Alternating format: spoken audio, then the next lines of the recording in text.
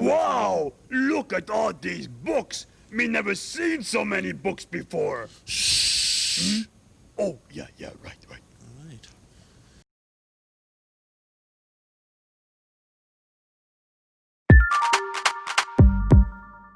Plus de 16 000 bibliothèques en France et les lecteurs sont invités d'ailleurs à se rendre demain soir dans l'une de ces bibliothèques pour la première nuit de la lecture. L'occasion de voir, si vous n'y êtes pas allé depuis longtemps, combien ces bibliothèques ont changé. Plus simplement des lieux de lecture, de près de livres, mais des lieux polymorphes avec des salles d'exposition, des scènes de spectacle, des espaces pour le cinéma, la musique, les jeux vidéo, la création numérique et même des lieux de coworking, des espaces de travail partagés, de quoi attirer de très nombreux jeunes.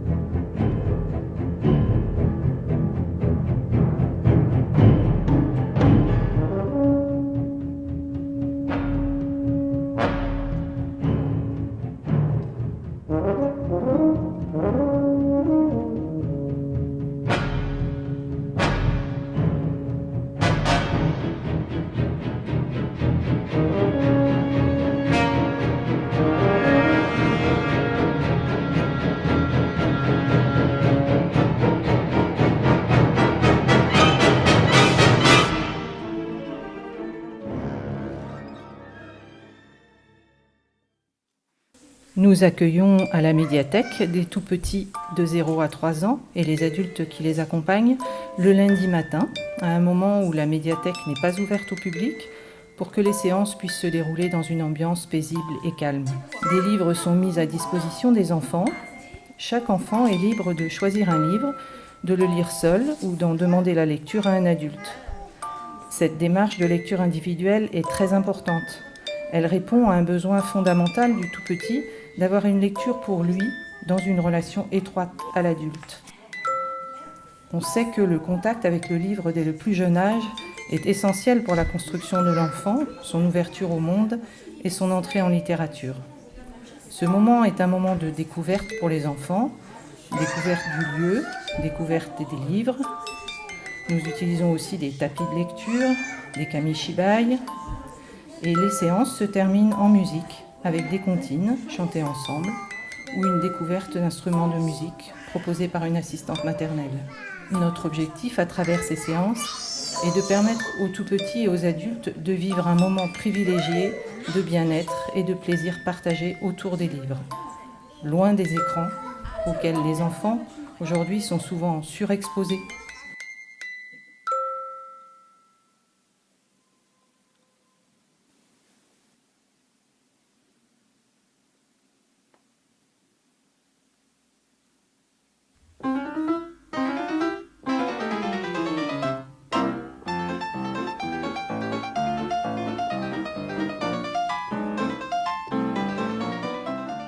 Toutes les bibliothèques depuis 1876 ont adopté un système de classification décimale appelé Dewey.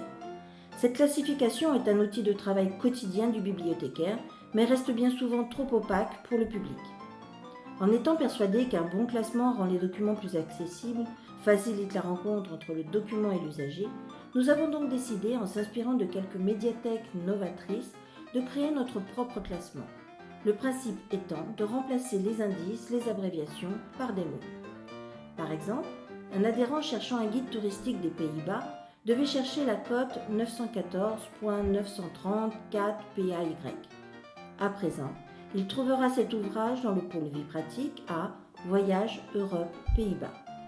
Ce travail de recotation intellectuelle et matérielle doit se faire sur les 134 000 documents présents à la médiathèque et sur le médiabus.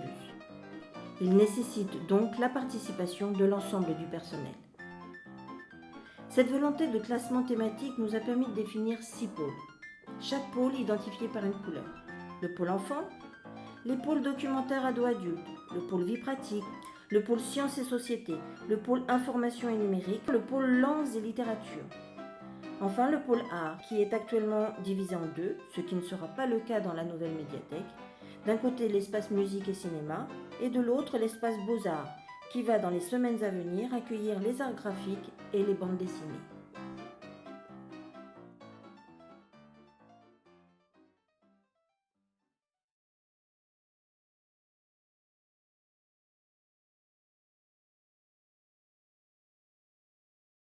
Je peux présenter le logiciel libre en 3 mots. Liberté, égalité, fraternité.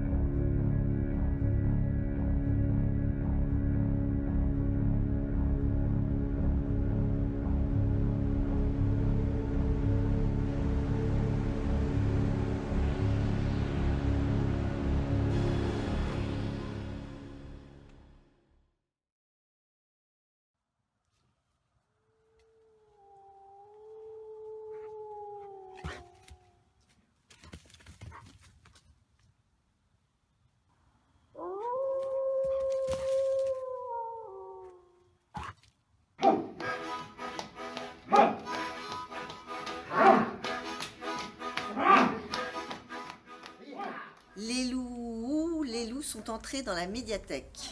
La nuit du 18 janvier, dans le cadre de l'événement national La Nuit de la Lecture, les loups ont été mis à l'honneur. Ce thème était aussi celui du dispositif du département, les sciences des livres.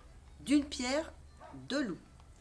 Les loups sont entrés en bibliothèque par une exposition, une rencontre, un conte en musique, des lectures en cabine et 2 ateliers. 4 artistes, dont 2 du collectif La Fonderie, ont présenté leurs œuvres, gravures, sculptures, encre. Le vernissage de l'exposition fut un grand succès. Un conteur et une violoniste sont arrivés d'Auvergne nous conter en musique Le Bal des loups pour petits et grands, ou comment prendre le temps de découvrir ce qui nous lie au-delà de ce qui nous effraie. Des livres sur ce thème ont été lus dans la cabine. Un atelier organisé par le département a présenté les problématiques de chute de la biodiversité et l'impact sur la chaîne alimentaire animale. Et un autre a permis aux enfants de faire un monotype de leur vision du loup. Plus d'une centaine de personnes, des petits aux plus âgés, ont participé à cette nuit. Une centaine de livres et une dizaine de DVD ont été valorisés à cette occasion. Les loups sont repartis le 6 février, laissant en nous une part de sauvage.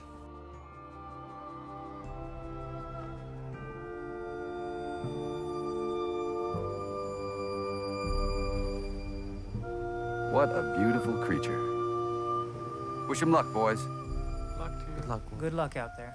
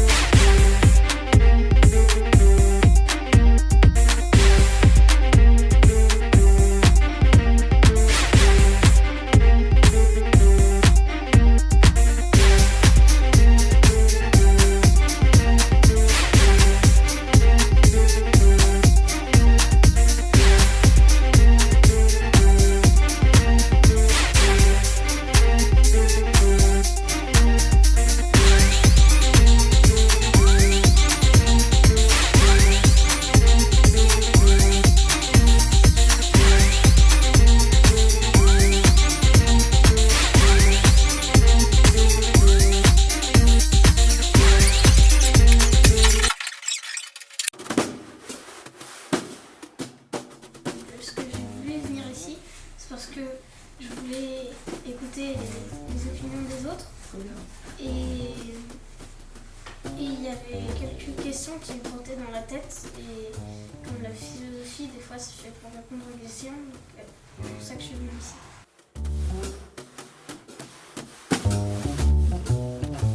C'est intéressant, tu vois, tu viens de dire, moi j'ai plein de questions et j'aimerais avoir des réponses. Mais alors, tu vas ressortir d'un atelier ou d'un livre de philosophie en disant, oh là là, j'ai peut-être pas des réponses, mais je repars avec encore plus de questions. Parce que la philosophie, ça répond pas forcément par une réponse très précise. Mais ça te pousse à creuser encore plus en toi, tu vois, et dans les opinions des autres, comme tu dis, sur des questions qui t'agitent.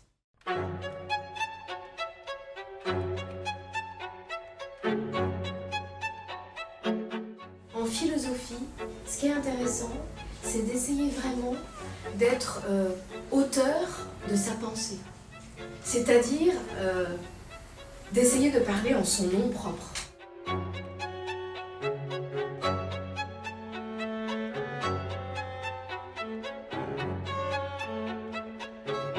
Est-ce que c'est vraiment moi qui pense ça? Ou est-ce que c'est ma famille? Est-ce que c'est les médias? Le principe de la philosophie, c'est essayer vraiment de prendre soin de sa parole et aussi d'écouter ce que l'autre a à dire. Parce qu'évidemment, en philosophie, il n'y a pas de bonne ou de mauvaise réponse. C'est vraiment essayer, tous ensemble, de mener une discussion riche avec une diversité de points de vue.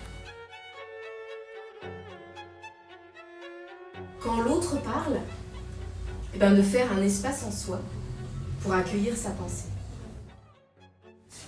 Qu'est-ce qu'il veut dire vraiment l'autre? Être vraiment tendu comme un élastique pour vraiment essayer de comprendre ce que l'autre a à dire.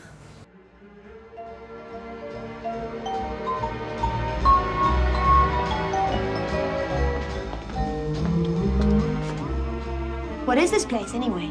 You said you wanted to sit down. It's the public library. You never been here?